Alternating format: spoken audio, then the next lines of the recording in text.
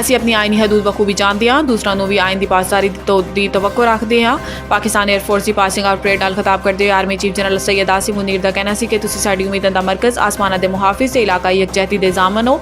Army chief ਨੇ ਕਿਹਾ ਹੈ ਕਿ ਤਵੱਕੋ ਕੀਤੀ ਜਾਂਦੀ ਹੈ ਕਿ ਤੁਹਾਡਾ ਕਿਰਦਾਰ, ਹਿੰਮਤ ਤੇ ਕਾਬਲੀਅਤ ਦੀ ਖੂਬੀਆਂ ਤੋਂ ਮੁਜ਼ੱਯਨ ਜ਼ਿੰਦਗੀ ਗੁਜ਼ਾਰਨਗੇ। Army chief general Syed Asim Munir ਨੇ ਕਿਹਾ ਹੈ ਕਿ ਤੁਹਾਡਾ ਤਰਜ਼ ਅਮਲ ਨਾ ਸਿਰਫ ਤੁਹਾਨੂੰ ਜ਼ਾਤੀ ਅਖਲਾਕਿਆਤ ਬਲਕਿ ਇਦਾਰੇ ਲਈ ਵੀ ਗੈਰ ਮਾਮੂਲੀ ਹੋਏਗਾ। ਤੁਸੀਂ ਮਾਦਰੇ ਵਤਨ ਦੇ ਦਿਫਾ, ਇੱਜ਼ਤ ਵਕਾਰ ਲਈ ਕੁਰਬਾਨੀ ਦੇਣ ਤੋਂ ਕਦੇ ਦਰੇਗ ਨਹੀਂ ਕਰੋਗੇ। ਆਰਮੀ ਚੀਫ सैयद आसिम मुनीर ਦਾ ਕਹਿਣਾ ਸੀ ਕਿ ਰਾਸ਼ਿਦ ਮਿਨਹਾਜ, ਸਰਫਰਾਜ਼ ਰਫੀਕੀ, ਐਮ ਆਲਮ ਜੈਸੇ ਬਣੋ ਜਿਨ੍ਹਾਂ ਨੇ ਵਤਨ ਲਈ ਖਿਦਮਾਤ ਤੇ ਜ਼ਿੰਦਗੀਆਂ ਕੁਰਬਾਨ ਕੀਤੀਆਂ। ਤੁਹਾਨੂੰ ਜੋ ਜ਼ਿੰਮੇਦਾਰੀਆਂ ਸੌਂਪੀਆਂ ਜਾ ਰਹੀਆਂ ਨੇ ਇਹਦੇ ਤੇ ਪੂਰਾ ਜ਼ਮ ਰਵੋ ਤੇ ਰਿਆਸਤ ਪਾਕਿਸਤਾਨ ਦੇ ਨਾਲ ਵਫਾਦਾਰ ਰਵੋ। ਜਨਰਲ सैयद आसिम मुनीर ਦਾ ਕਹਿਣਾ ਸੀ ਕਿ ਅਸੀਂ ਆਪਣੀ ਆਇਨੀ ਹਦੂਦ ਬਖੂਬੀ ਜਾਣਦੇ ਹਾਂ ਤੇ ਦੂਸਰਾਂ ਤੋਂ ਵੀ ਆਇਨ ਦੀ ਪਾਸਦਾਰੀ ਮੁਕੱਦਮ ਰੱਖਣ ਦੀ ਤਵੱਕੋ ਰੱਖਦੇ ਹਾਂ। ਆਇਨ ਦੇ ਆਰਟੀਕਲ 19 'ਚ ਆਜ਼ਾਦੀ ਇਜ਼ਹਾਰ ਤੇ ਇਜ਼ਹਾਰ ਰਾਏ ਦੀ ਹਦੂਦ ਮੁਤੱਯਨ ਕੀਤੀ ਗਈ ਹੈ। ਆਇਨ 'ਚ ਆਜ਼ਾਦੀ ਰਾਏ ਤੇ ਵਾਜ਼ੇ ਕਿ ਉਹਦੀ ਪਾਮਾਲੀ ਕਰਨ ਵਾਲੇ दूसरा ते उंगलियां नहीं उठा सकते। सिंध एपिक्स कमेटी इजलास, बच्चों को मनशियात तो महफूज रखने लिए स्कूलों पर कड़ी नज़र रखने का फैसला। वज़ीर आला सिंध एपिक्स कमेटी इजलास तो खिताब करते हुए कहना सी कि अज का इजलास गुज़िश्ता एपिक्स कमेटी इजलास का तसलसल है।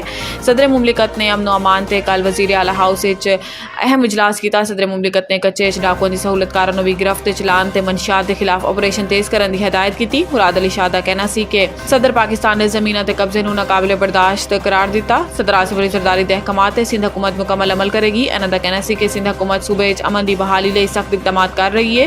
स्ट्रीट क्राइम्स के अगवा बराए तावान के खात्मे ਲਈ जामे हिकमत अमली बनाई है। सिंध हुकूमत ड्रग माफिया ते स्मगलिंग के खिलाफ भरपूर काम कर रही है।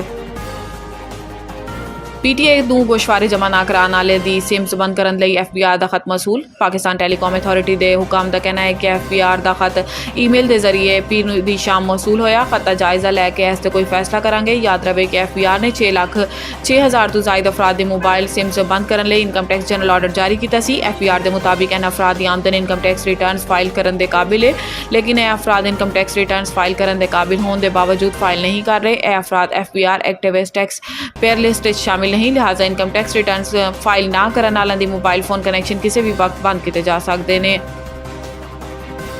IMF के नाल 6 तो 8 अरब डॉलर के नए प्रोग्राम के मुज़ाकरात रवाना होंगे। वजारत खजाना जराए के मुताबिक मुज़ाकरात लई IMF जायज़ा मिशन का मई के वास्ते दौरा पाकिस्तान का इम्कान है। IMF टीम 2 हफ्ते इस्लामाबाद क्याम करेगी। अफ्रीका के दरमियान मुज़ाकरात 6 तो 8 अरब डॉलर के आइंदा बैल आउट पैकेज के अहम खदोखाल होंगे। अलबत्ता नए IMF प्रोग्राम का हुजम आइंदा मुज़ाकरात तय हो पाएगा। पाकिस्तान की जानिब तो बांग्लादेश ते मिस्र के तर्ज से पाकिस्तान लई प्रोग्राम माहौलियाती फाइनेंसिंग के जरिए मजीद वधाने की इस्तदाद का भी इम्कान है। IMF के नाल 7 साला प्रोग्राम लई मुइशत दे इशारिये ते माली फ्रेमवर्क तो हतमी शक्ल देने ते गलबात होएगी।